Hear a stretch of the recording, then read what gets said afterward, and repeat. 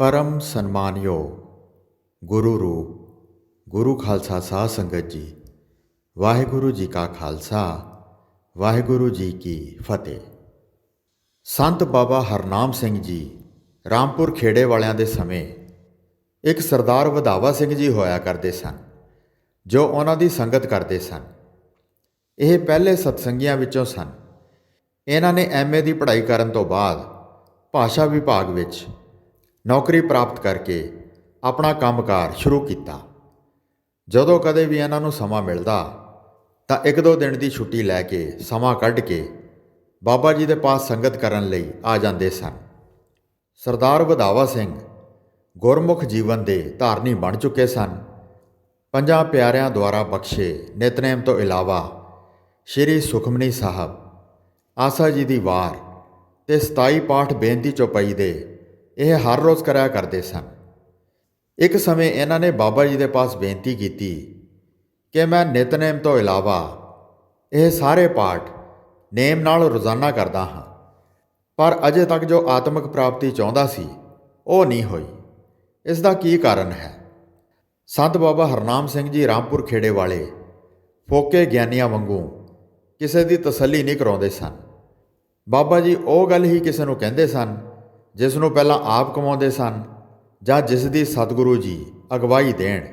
ਸੋ ਸਰਦਾਰ ਵਧਾਵਾ ਸਿੰਘ ਹੋਰਾਂ ਦਾ ਪ੍ਰਸ਼ਨ ਸੁਣ ਕੇ ਬਾਬਾ ਜੀ ਕੁਝ ਦੇਰ ਚੁੱਪ ਰਹਿਣ ਉਪਰੰਤ ਬੋਲੇ, ਚਲੋ ਸਤਿਗੁਰੂ ਸ੍ਰੀ ਗੁਰੂ ਗ੍ਰੰਥ ਸਾਹਿਬ ਜੀ ਦੇ ਚਰਨਾਂ ਵਿੱਚ ਬੇਨਤੀ ਕਰਦੇ ਹਾਂ। ਜੋ ਸਤਿਗੁਰੂ ਜੀ ਹੁਕਮ ਕਰਨਗੇ ਉਸ ਨੂੰ ਤੁਸੀਂ ਮੰਨ ਲੈਣਾ। ਬਾਬਾ ਜੀ ਦੱਸਦੇ ਸਨ ਕਿ ਅਸੀਂ ਦੋਵੇਂ ਬਾਬਾ ਜੀ ਤੇ ਸੰਤ ਵਧਾਵਾ ਸਿੰਘ ਸਤਿਗੁਰੂ ਜੀ ਦੇ ਚਰਨਾਂ ਵਿੱਚ ਪਹੁੰਚੇ।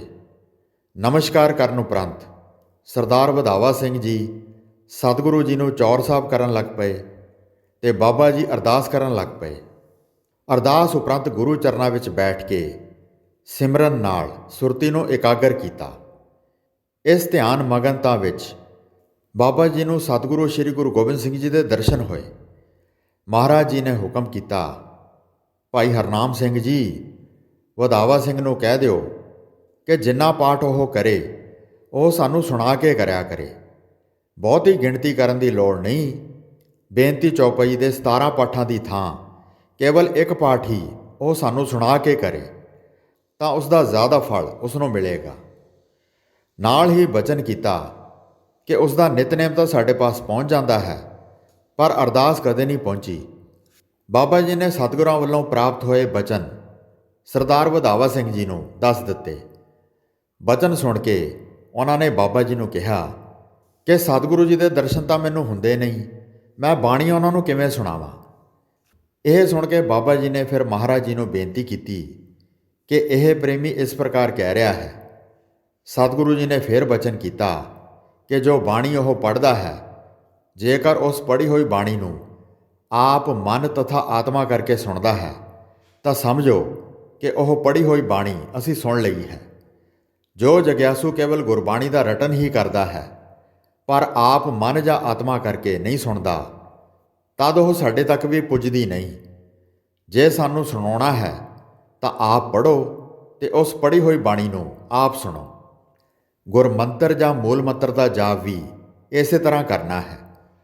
ਸੋ ਸਾਧ ਸੰਗਤ ਜੀ, ਅਰਦਾਸ ਪ੍ਰਥਾਏ ਸਰਦਾਰ ਵਧਾਵਾ ਸਿੰਘ ਨੇ ਬਾਬਾ ਜੀ ਪਾਸ ਮੰਨਿਆ ਕਿ ਮੈਂ ਨਿਤਨੇਮ ਤਾਂ ਜ਼ਰੂਰ ਕਰਦਾ ਹਾਂ, ਪਰ ਨਿਤਨੇਮ ਪਿੱਛੋਂ ਅਰਦਾਸ ਕਦੇ ਨਹੀਂ ਕੀਤੀ, ਕਿਉਂਕਿ ਮਨ ਵਿੱਚ ਇਹ ਧਾਰਨਾ ਸੀ ਕਿ ਸਤਿਗੁਰੂ ਜੀ ਜਾਣੀ ਜਾਣ ਹੀ ਹਨ।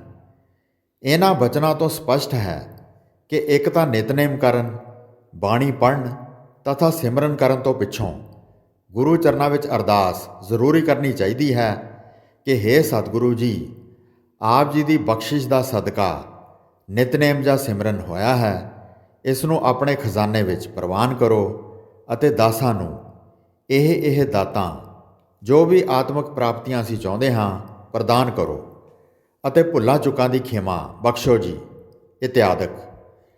ਅਰਦਾਸ ਕਰਨ ਨਾਲ ਉਹ ਅਵਸਥਾਵਾਂ ਤੇ ਗੋਹਜ ਵਸਤੂਆਂ ਦੀ ਸਤਿਗੁਰੂ ਜੀ ਬਖਸ਼ਿਸ਼ ਕਰ ਦਿੰਦੇ ਹਨ ਜੋ ਆਪਾਂ ਪਾਠ ਭਜਨ ਜਾਂ ਸਿਮਰਨ ਕਰਕੇ ਵੀ ਕਈ ਵਾਰੀ ਨਹੀਂ ਪ੍ਰਾਪਤ ਕਰ ਸਕਦੇ। ਇਸ ਦਰ ਦੇ ਉੱਤੇ ਬਿਨੋ ਕਰੋ ਅਰਦਾਸ ਸੁਨੋ ਜੇ ਠਾਕੁਰ ਭਾਵੈ, ਦੇਹੋ ਦਰਸ ਮਨ ਚਾਓ ਭਗਤ, ਇਹੋ ਮਨ ਠਹਿਰਾਵੈ। ਅਤੇ ਇਸੇ ਪ੍ਰਕਾਰ ਜੋ ਵੀ ਗੁਰਬਾਣੀ ਅਸੀਂ ਪੜ੍ਹਦੇ ਹਾਂ ਜਾਂ ਨਾਮ ਸਿਮਰਨ ਦਾ ਅਭਿਆਸ ਕਰਦੇ ਹਾਂ, ਉਸ ਨੂੰ ਵੱਧ ਤੋਂ ਵੱਧ ਆਪ ਸੁਣਨ ਦਾ ਯਤਨ ਕਰਨਾ ਚਾਹੀਦਾ ਹੈ।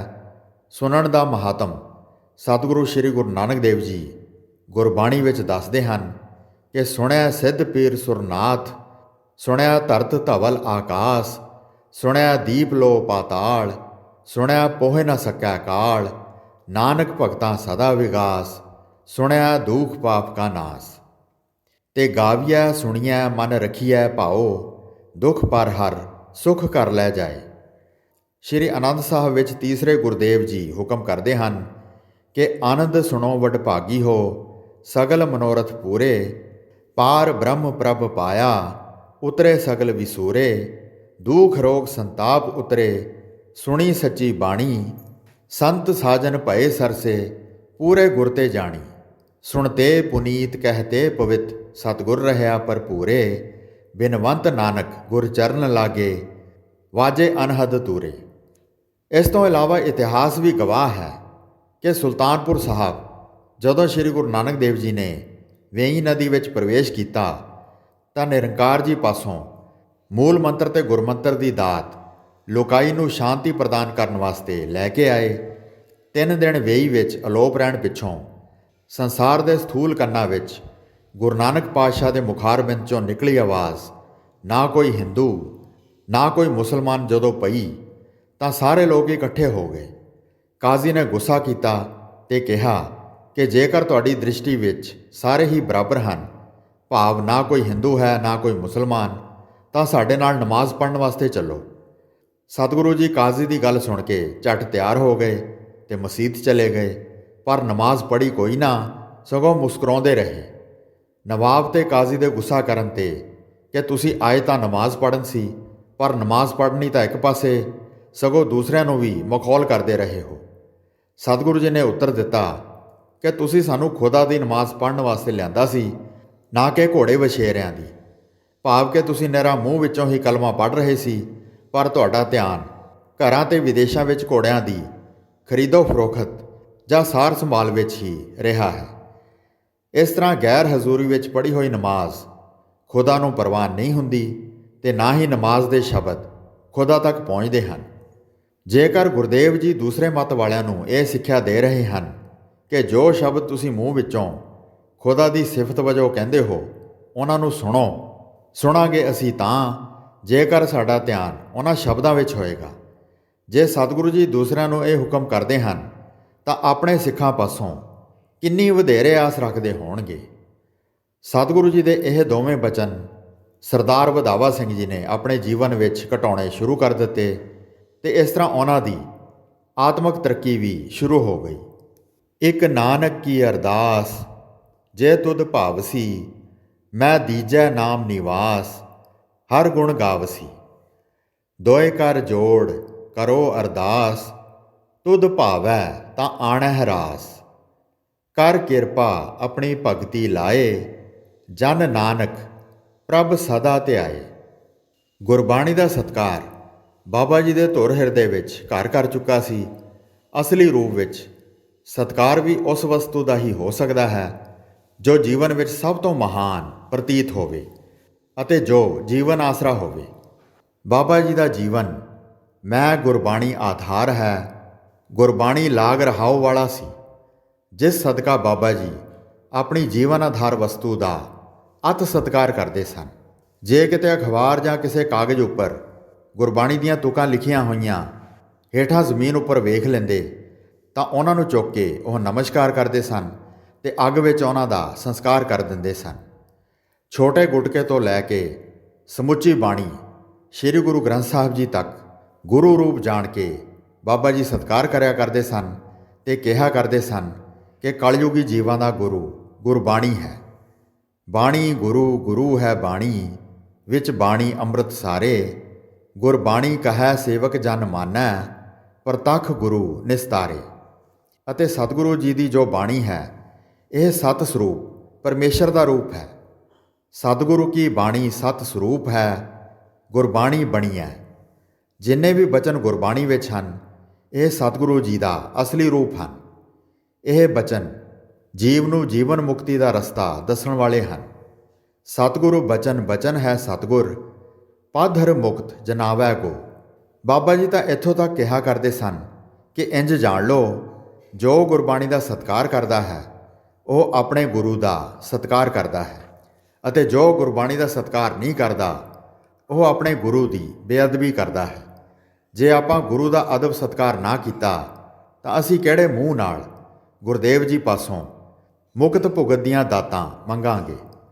ਦੂਸਰਾ, ਸਤਿਗੁਰੂ ਜੀ ਦੇ ਗੁਰਬਾਣੀ ਰਾਹੀਂ ਕੀਤੇ ਹੁਕਮ ਨੂੰ ਮੰਨਣਾ ਜਿੱਥੇ ਅਤ ਜ਼ਰੂਰੀ ਹੈ, ਉੱਥੇ ਉਹਨਾਂ ਨੂੰ ਗੁਰੂ ਰੂਪ ਜਾਣ ਕੇ ਸਤਿਕਾਰ ਕਰਨਾ ਵੀ ਓਨਾ ਹੀ ਲਾਜ਼ਮੀ ਹੈ, ਕਿਉਂਕਿ ਕਿਸੇ ਦਾ ਵੀ ਅਸਲੀ ਰੂਪ ਵਿੱਚ ਹੁਕਮ ਮੰਨਣ ਤੋਂ ਪਹਿਲਾਂ ਉਸ ਪ੍ਰਤੀ ਸਤਿਕਾਰ ਸ਼ਰਧਾ ਭਾਵਨੀ ਬਣਾਉਣੀ ਅਤ ਜ਼ਰੂਰੀ ਹੈ। ਨਹੀਂ ਤਾਂ ਪੂਰਨ ਰੂਪ ਵਿੱਚ ਮਨੁੱਖ ਹੁਕਮ ਨਹੀਂ ਮੰਨ ਸਕਦਾ ਤੇ ਨਾ ਹੀ ਪੂਰਨ ਲਾਹਾ ਪ੍ਰਾਪਤ ਕਰ ਸਕਦਾ ਹੈ। ਹੋਈਆਂ ਭੁੱਲਾਂ ਚੁੱਕਾਂ ਦੀ ਖਿਮਾ ਬਖਸ਼ਣੀ ਜੀ। ਦਾਸ ਨੂੰ ਆਗਿਆ ਦਿਓ। ਵਾਹਿਗੁਰੂ ਜੀ ਕਾ ਖਾਲਸਾ, ਵਾਹਿਗੁਰੂ ਜੀ ਕੀ ਫਤਿਹ।